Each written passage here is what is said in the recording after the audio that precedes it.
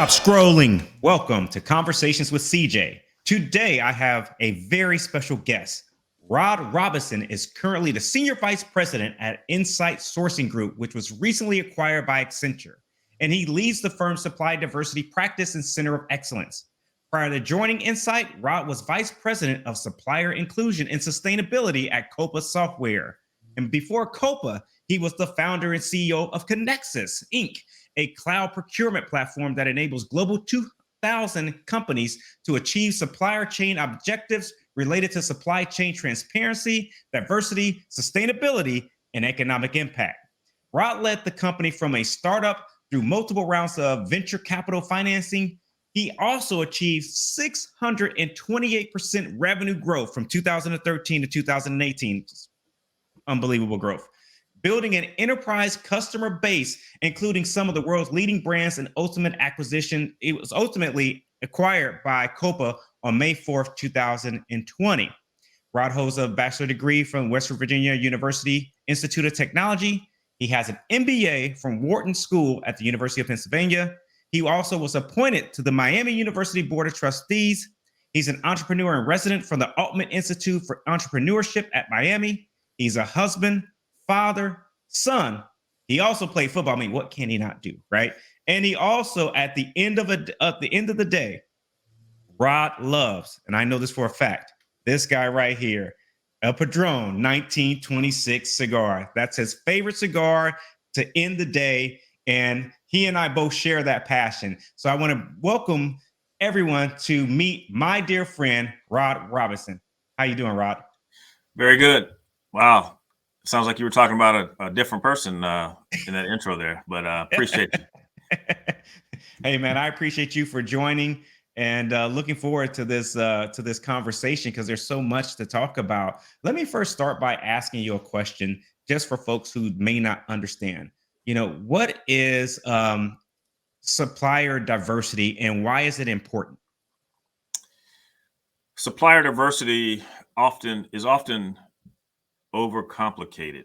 I think people complicate it, but me coming at it from a pure, procurement, supply chain, sourcing and procurement professional, I really view it as just building a more open and inclusive supplier network. And by creating a more open and inclusive supplier network, you're creating more competition. You're creating an environment that fosters higher probability of innovation. You're increasing the probability of identifying and attracting suppliers that add value, provide access to markets that you may not have thought about, and they bring insights that can help organizations just navigate the market better. I mean, at the end of the day, your suppliers are, in most cases, your suppliers are also your customers, reflect your customer base. And so I just view it as really, best in class procurement is the way I view it. And I think too often it's viewed as a separate bolt-on or separate program. And that's not at all what it is. It's really just fostering a more competitive environment for business. I see. That's interesting. And I appreciate that definition. Why do you think companies struggle with supplier diversity? I think most companies struggle because because of the way they approach it. And I think because those that struggle approach it as a separate sort of bolt-on program that's, separate and distinct from just, your corporate procurement or sourcing strategy.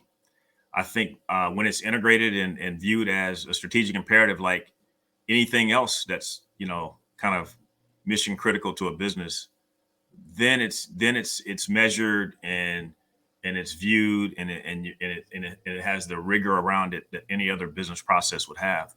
So I think companies struggle with it because they approach it as a separate bolt-on that's often fragmented and sort of sort of on the outskirts, like treat it kind of like a stepchild, if you will, as opposed to kind of embracing it as a true strategic initiative. Mhm, mhm. Wow. Yeah, that's interesting. And I appreciate that perspective. You created a company, ConnXus. Take me back to the decision that was made when you saw an opportunity in the market and you said, I can create a solution. What was it like and what led you to creating ConnXus? So what really led me to creating ConnXus was really living in the problem that I was solving. The problem that I was solving for was really, we just kind of touched on it with supplier diversity. I mean, we call it supplier diversity, but really, it's we could think of it as discretionary spend, or we could think of it as just really kind of creating this process that again opened our supply chain or our supplier network or supplier pool up to the inclusion of more companies competing for your goods and services. And so I know, like myself, my team, I was head of procurement at Cincinnati Bell, now Alta Fiber, and we had mandates, right? We had objectives that we had to meet relative to supplier diversity for various reasons, like many companies. And it was a struggle because the whole process required us, not only finding vetted, diverse suppliers, capable suppliers from specific supplier populations, whether it be women owned, veteran owned, minority owned. It was oftentimes um, difficult to have to source, or identify those suppliers in various, sort of these fragmented databases that were around. So a lot of times, you more or less rely on your network, people that you know. But then, when you're trying to find, suppliers that are offering something that are more unique, you have to work a little bit harder to find them. Um, so it was that piece, but then it was also the fact that we had to report um, with confidence our results relative to these goals and objectives, right? So we had to comply with contracts, and so we're reporting that we spent X% with diverse suppliers this quarter or this month or whatever. And when you report that kind of stuff to the government or to a customer, and it's you know related to a contract, you're liable for the accuracy of that data. And so um, I had run into issues where data was reported, but didn't feel really good about the quality of the data because of the source of the data. And so that's when the light bulb went off for me. It was that kind of cumulative experience, and then even before being in an operating role at a large corporation, even my previous consulting career, all in supply chain and procurement, um, I witnessed, sort of this data problem relative to the validation of suppliers, and validating that they were in fact, minority owned or woman owned or had certain certifications and credentials. So it was really this kind of know your supplier solution that I saw an opportunity to create. And that's where the idea for ConnXus came. Really, just a collection of my experiences related to identifying suppliers, but also being able to track and report um, valid data, reliable data to third parties that required us to report that. And so I saw the opportunity and I decided to go for it. Wow. It sounds to me that, you identified a specific problem, niche problem that was there. You created the solution. Um, so the day you opened up shop, did you have tens of thousands of customers ready to go? You know? I wish it was that easy. You would think, Yeah. right? So what were the early days like? How did you guys go after, building up your client portfolio? it was a very iterative process. I will say, there's this process of, it's one thing to come up with the idea, and then you have to test the idea to see if see if it has legs. Um, you know, I did that. I also bounced it off people that I respected, former colleagues, friends. Hey, do you think am I insane? Or you think this is a real solution that people would value? Because I know if people valued it, then they would pay for it, and it would, you could build a profitable business around it. So that was the most important thing to note. And so I tested it, ran it by people that I knew and trusted, and the fact that I lived it, I knew I had something, but you still feel better having some third party validation and feedback and pushback from people and trust. And so yeah, I mean, it kind of went through that process. We tried some things to go down this path of kind of like first build this database. And so kind of phase one was create a kind of the source of opportunities for diverse suppliers. I said I wanted to kind of test this idea of building this database by creating this magnet, because we're aggregating opportunities.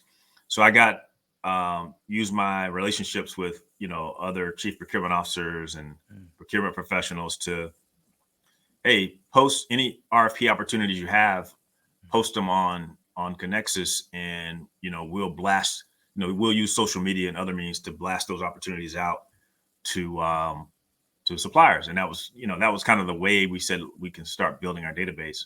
And so that was like really the kind of the first version of ConnXus, if you will. It was kind of this marketplace, or kind of bid or RFP opportunity platform, and really using that to just sort of build momentum and build a database. And then started realizing that things weren't growing fast enough from that. You'd probably have to use a kind of more of a pull system to pull chunks of suppliers, right? Volumes of suppliers from other databases, if you really wanted to build a database that fast. And so that's kind of where we started. But then we started realizing that with the opportunity that that's out there, where companies need to have their vendor data validated, sort of this data enrichment solution where we can actually take a client's accounts payable data and use third-party sources to match unique identifiers to actually validate the sort of the status of the demographic status of a supplier. We said that's another approach that could help us accelerate the number of suppliers that we have in our database. And we could also charge for it. We could also make money for it. So there were some analogs for that in the market. And so that was kind of the second, row, right? Second pedal, rowing pedal, rowing one side of the boat, trying to grow the supplier side of the database. But then, hey, now we can leverage the buyer side, or those large enterprises that have, vendor networks already built. So that was really kind of the next phase, was providing this data enrichment solution that allowed us to really grow our database, much more rapidly, because then those buyers, large corporations, were giving us their accounts payable data to scrub or enrich for them. And so that was kind of the impetus for really driving the early growth. Wow, that's, whew. I mean, I love a lot of everything that you said, and I'll take you back to it because, for those that don't know, like Rod is one of my mentors as well, and I'm happy that he follows a similar process, because I kind of stumbled upon the process. He's one of my people that I would say is on my personal board, where I call him up and a few other folks, say, hey, I want to run some things by you. And that's where I'm making sure I'm not insane. Right. Now, my stuff is not, supplier diversity. It's life, or different things in business that I'm looking at. But I love the fact that that you were honest and saying, hey, this went through iterations. And oftentimes that when I see different entrepreneurs in the market, and even startups, that they have an idea, they're testing it out, and just like you said, you're going to have multiple iterations before you hit that mark. Where Yeah. you started may not be where you end. I mean, like with ConnXus, you end up, being acquired by Coupa, right? Yep. And you kind of took us through an arch, and a life cycle of where you were at with the idea, with the marketplace, and then how you came up with the idea with the AP, enrichment data, and Hmm. 600 plus, you know, percent growth happens, Yeah. database builds, and all of a sudden you're very attractive in the market, Yeah. to other folks. But it really begins with you having that idea and seeing that problem. You were living with it, bouncing it off of people that you trust, making sure. I hear that all the time, like making sure I'm not insane. I hear that all the Yeah. time. So, one thing I'll say about that, like, I think it's important to stumble forward, right? Mm, Um, mhm, but I think it's important to have a vision.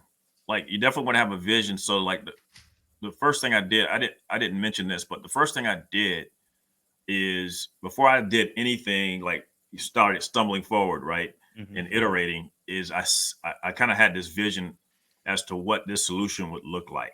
And so I kind of drew a picture of that, what I saw as the end result. mhm, And so it's almost like, a mentor of mine, when I first started my consulting career at AT Kearney, always said, like, begin with the end in mind, you know, and in consulting, that related to, like, what's the final, what's the final deck that we present to the client, mhm. what's that going to read, right? What's the headline? And so I kind of drew a picture of what I saw, this ConnXus solution looking like. And so once I did that, then it made it easy to kind of stumble forward and iterate, because I kind of had this North Star in my sight. And so I think it's important to have that. Once you have that vision, then you can stumble forward, because as long as you might be stumbling, but as long as you're moving in the right direction, then you're getting closer to what you know to where you want to be. Yeah. Did do you apply that, that framework? You said you had a vision and you were drawing a picture. I know that you write yourself a letter every year. You're one of the few people that I know that you speak up about it. You say, hey, end of the year, I sit back, I take time and I reflect and I write myself a letter.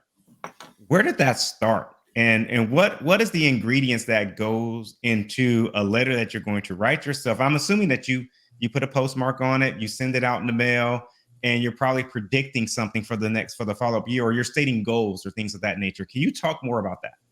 Yeah, and that's changed up since we last talked about it. Like, it's not so much about the letter, but it's really just reflecting on, like, what happened, the previous year, and, like, what I learned from the previous year, and then what I want to do, sort of the next, sort of 3 to 5 years, right? It's Mhm. kind of like, again, kind of having this vision. And, like, I don't do it used to be kind of like this resolution thing, right? Hey, I Uh-huh. want to do more, I want to work on my Spanish more this year, blah, blah, blah, or whatever. Or I want to read more books this year. I kind of stay away from that now. And I kind of honestly, I kind of do it more on a daily or and weekly basis, CJ. It is really, because it's like, I don't want to wait a year now. I think that, Mm. as we get, older, and and have more wisdom, I think that we can reflect more often. And so I find myself now doing it kind of more on a daily and weekly basis. Like, I mean, I write myself I keep a to-do list, right? And, Uh-huh. and of all the technology I have around me, I still do it I still do it in my my journal, right? And I tick through it, and oftentimes those to dos are building blocks towards a vision, you know, Mm, on a daily basis. So I've kind of like modified that process a bit in that I do more daily and weekly kind of reflection, and and then kind of the what you refer to as the letter that I used to do. I kind of do more of a kind of have I kind of have this binder of sort of life goals, uh-huh. kind of 3 to 5 years, and then 10 year, 10 years out, and then kind of this 3 to 5 years, like more short to medium term, and I kind of track that, look back on that on an annual basis. So that's Mm, kind of the way I've kind of changed it up. I just find that as I've gotten older, and wiser, and learned from the mistakes that I've made over the years, that sometimes it makes sense to revisit that more mhm, frequently than annual. mhm. Wow. Well, you just you opened my eyes to something with the binder. Um, did so many questions I have. I'm going to try to break them down. First and foremost, did you save any of the letters? Because I would love to just be able to have. I see it as one day being in a library, letters from Rod Robinson. You know, I mean, this is where he was at in this year, 2008, or 2014. ConnXus is Yeah, growing at 600+%. We're raising funds right now, or we're in negotiations about to be acquired by Coupa. yeah.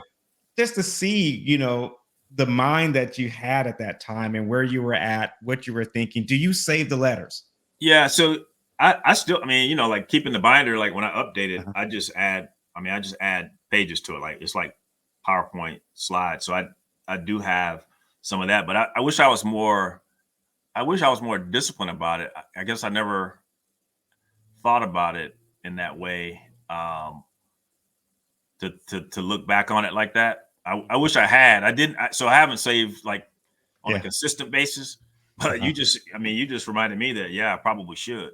I do have quite an archive, but of just things from like from college and things like Yeah. that. But it's really kind of haphazard. There's no Uh-huh. consistency to it. Where I know some folks who were like really religious about like keeping their stuff in folders, and Mhm. I mean, I still have like, copies of essays, for Mhm. business school applications, things like that. Mhm. Um, but yeah, I wish I had been more organized, Yeah. and had kept everything in an orderly fashion, thinking that maybe one day, could create like this archive, or Right. archival type museum for my, you know, kids, grandkids, That's and right. future Yeah. generations. But yeah, so now I'm thinking more like that for sure. Yeah. Yeah. That you knew exactly where I was going with it. Yeah. I Oh yeah. figured you would. Yeah. And even with the 10 and 5 and 3 years, is that something that you've always done for the most part of your adult life? Um, I would say, yeah, it wasn't always as formal, but it's something I've always kind of thought about. Uh-huh. Like I always tried to put myself in a position where I could answer, the questions. You just figure, say, the questions that I would ask myself. I was like, okay, how would I answer that? And so I said, I should always have a vision as to where I want to go, where I want to be. And so, yeah, I mean, I've kind of always done it. It just hasn't really been, um, all that formal, if you Mhm. will, but it's definitely been my mindset, Yeah. you know? Well, I have to think, and I'm gonna set this question up. I'm gonna take the long walk to get Yeah. there. So, for those that don't know, Rod is one of the most. He's very humble. He's one of the most successful and brightest brains that we have in business. As you can see, I mean, his company was acquired by Copa, and even before then, going to Wharton, and also being a consultant, having his own consulting company. When we talk, when I ask you questions, you're always very logical and rational in your approach and how to break a problem down. So for those people who hear this and they say, man, I should create a 10-year, 5-year, 3-year type binder like Rod does. If you were to do it in your way, like say if me and you were sitting down like we have done in the past, and and I popped that question to you, how would you say would be the best way for me to attempt to create that vision or create those bullet points so that I can work towards it in the way that you're doing it? Yeah. I mean, I would say to start out, like I would say start out with like the 10-year vision, and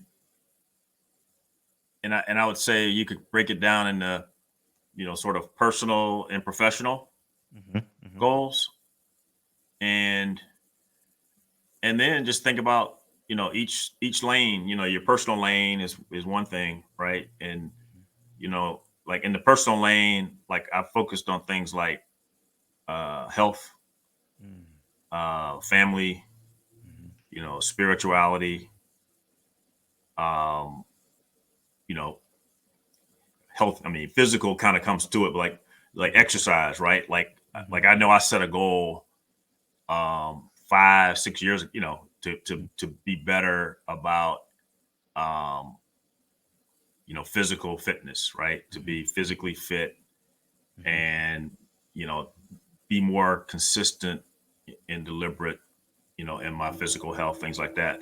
So basically, so you got the personal and professional, mhm, and then on the personal, you got what's important to you. And I know, like, those are the things I just mentioned, like health, Yep. spiritual, physical, Mhm, relationships, right, family.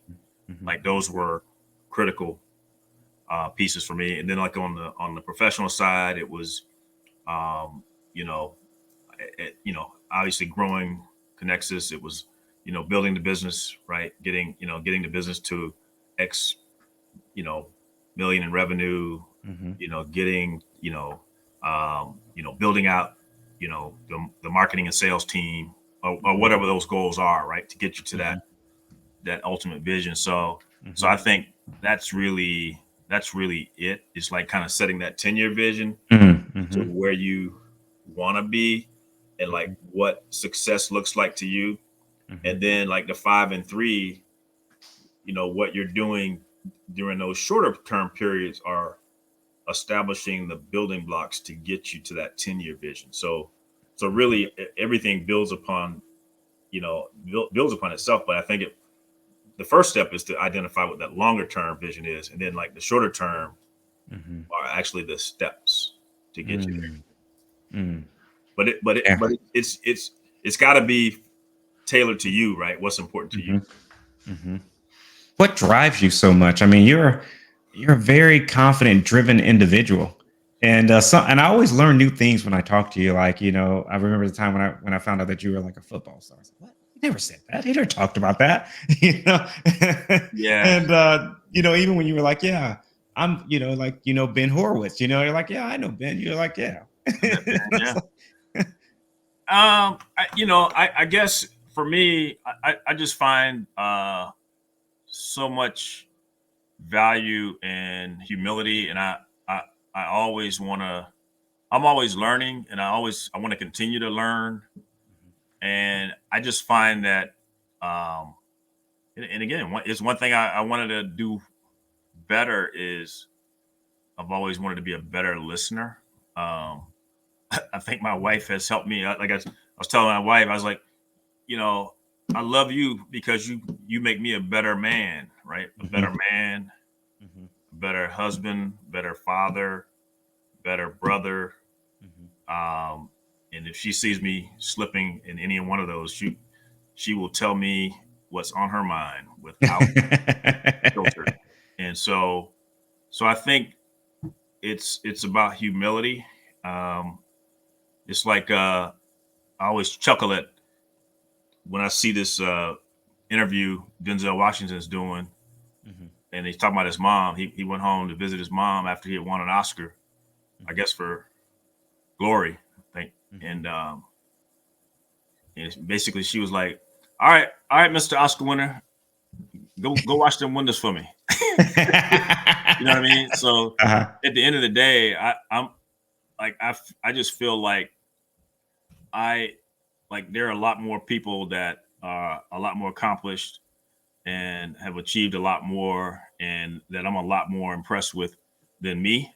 So Mhm, mhm. I just want to position myself to learn from those folks, right? And you never know who who you come across, right? So I just feel like feel humbled to be in to have been sort of blessed in the ways that I've been blessed, and to have the opportunities that I've had, and I just want to continue to strive, and continue to be a better person, you know, you know, husband, father, friend, brother.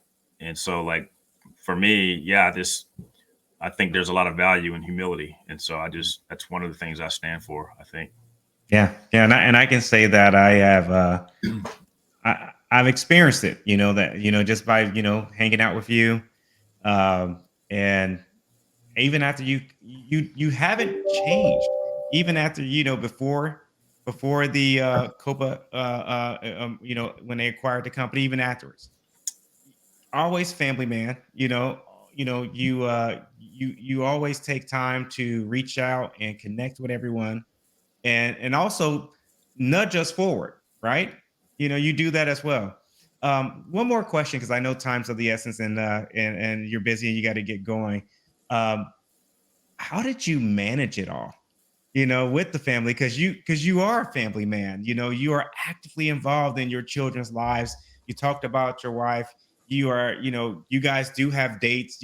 I've been out when I've seen you guys at different restaurants and stuff like that.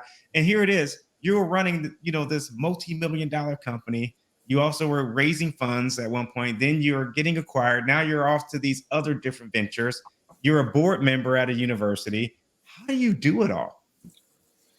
Um, I think it's I've become very good at compartmentalizing, for one. Um, it's kind of interesting. In fact, I was talking to my wife about this. I was talking to Vicky about this the other day. We both agreed, like we both grew up, in South Florida. We were both athletes, student athletes, high school and college. And we talked about the fact that how busy we were during, because we were like thinking about our kids, at least the one that we still have living at home. Our three older kids are, sort of out and on their own now. But we were thinking about we were reflecting on the fact that during like football season for me, Mhm. my grades were actually better, you Wow. know. So it's interesting, you think about the time that it sucks, studying and then having to go to football practice 3 hours a day, every Mhm, day.